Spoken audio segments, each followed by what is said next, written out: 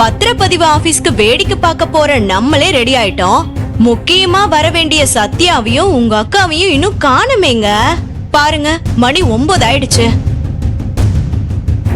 அக்கா வரலனா மணி இன்னும் 9 ஆகலன்னு அர்த்தம். பாத்தியா, உன் டைம் இப்ப அட்ஜஸ்ட் பண்ணிக்க. அக்கானா எப்பவும் பெர்ஃபெக்ட் அண்ட் பங்க்சுவாலிட்டி.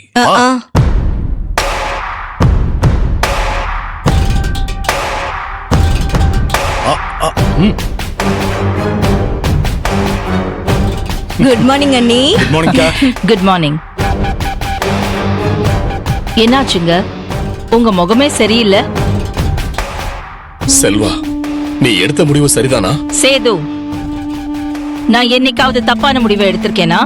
இல்லவே இல்லக்கா. ஒரே ஒரு தடவை தான் நான் தப்பான முடிவு எடுத்திருக்கேன். எப்போ? உங்களை கல்யாணம் பண்ணப்போ.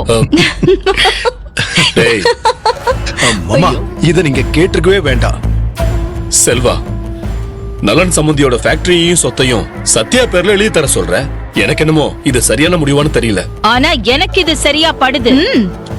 என் பிள்ளையோட டெண்டரை அபகரிச்சது, அவன் பிசினஸ் பதவிக்காக உரு தெரியாம அழிச்சது, இது எல்லாத்துக்கும் நலன் கொடுக்கிற வேலைதான் இது. இத நலன் செஞ்சே ஆகணும். அப்போதான் எதிர்காலத்துல என் பிள்ளையோட வழிக்கே அந்த ஆள் வரமாட்டான். அதுக்காக தானேக்கா நீ மறுபடியும் களத்துல இறங்கியிருக்க.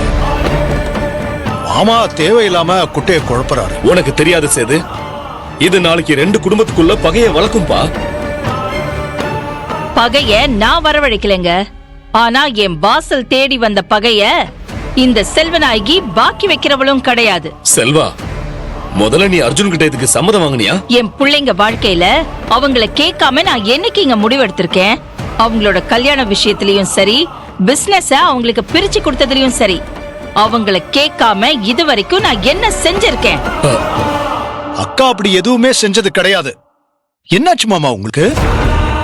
அர்ஜுன் கிட்ட இத பத்தி பேசியாச்சு, அவனும் ஓகே சொல்லியாச்சு.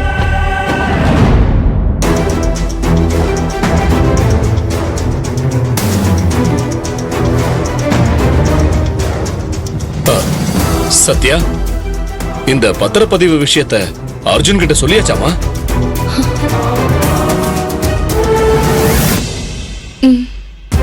போதுமா? என்னையே கிராஸ் செக் பண்ணாதீங்க.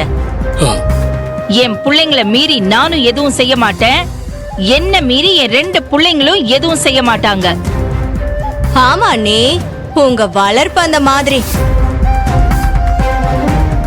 இதோ அர்ஜுனே ரெடியாகி வந்துட்டாங்கா. அர்ஜுன் ரெடியாப்பா? நம்ம போலாமா? எங்கம்மா?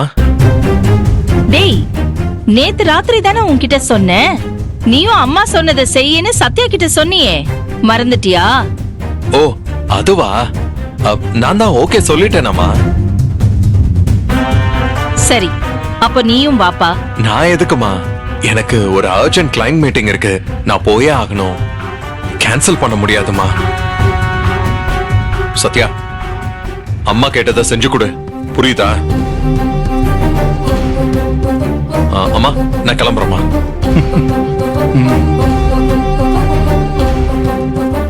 சத்யா, போலாமா? இல்லனா இங்க யாராவது குட்டைய குழப்பிக்கிட்டே இருப்பாங்க. அத்தை, ஒரு 5 நிமிஷம் சாமி கும்பிட்டுட்டு வந்துடுறேன். போற காரியம் நல்லபடியா முடியணும்னு நல்லபடியா வேண்டிக்கோ.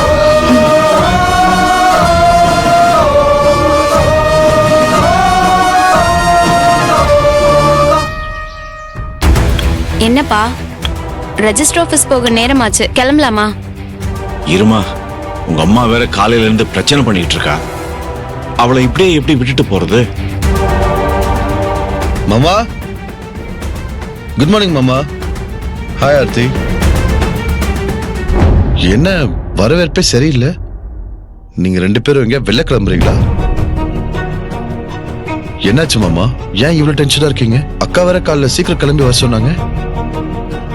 அக்கா, அக்கா நான் வந்துட்டேன்க்கா.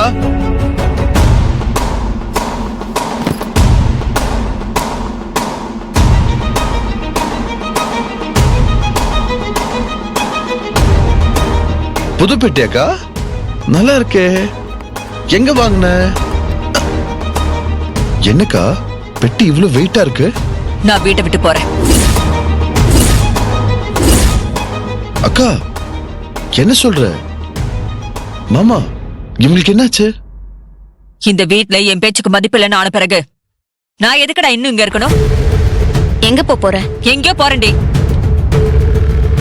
நீங்க 2 பேரும் இருக்கிற சொத்தை எல்லாத்தையும் கொஞ்சம் கொஞ்சமா சத்யாக்கு எழுதி கொடுத்துட்டு ஜாலியா இருங்க. உங்களை யாரும் தடுக்க போறதில்ல.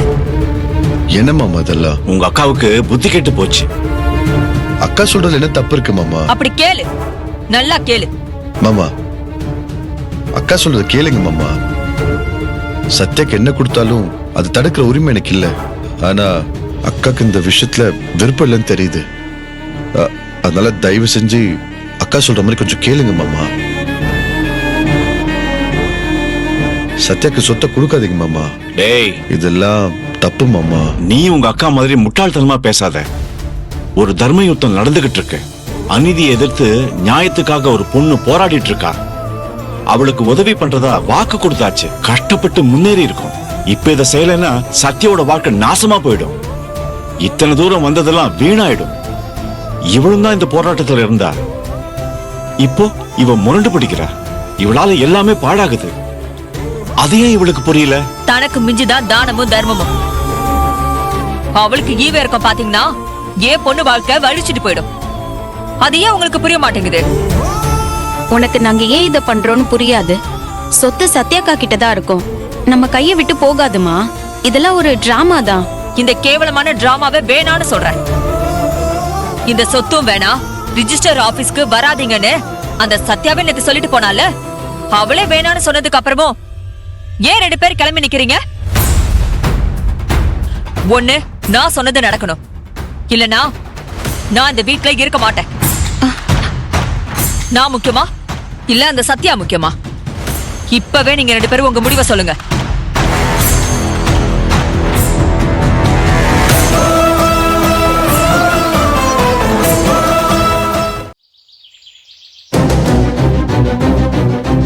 கடவுளே, என்னை எவ்வளவுதான் சோதிப்பேன். அந்த செல்வநாயகி அர்ஜுன் கிட்ட என்ன ரெஜிஸ்ட்ரேஷன் முழுசா சொல்லாம மழுப்பி பெர்மிஷன் வாங்கிட்டாங்க. நான் சொன்னாலும் அர்ஜுன் என் பேச்ச காது கொடுத்து கேட்க மாட்டாரு. இப்ப அவங்க நலனப்போட சொத்தெல்லாம் என்ன வச்சு புடுங்க பாக்குறாங்க. பெரிய சதி வேலை பண்றாங்க. என் புருஷனை என் பேச்சு கேட்க தயாரா இல்லாதப்போ நான் என்ன செய்வேன்?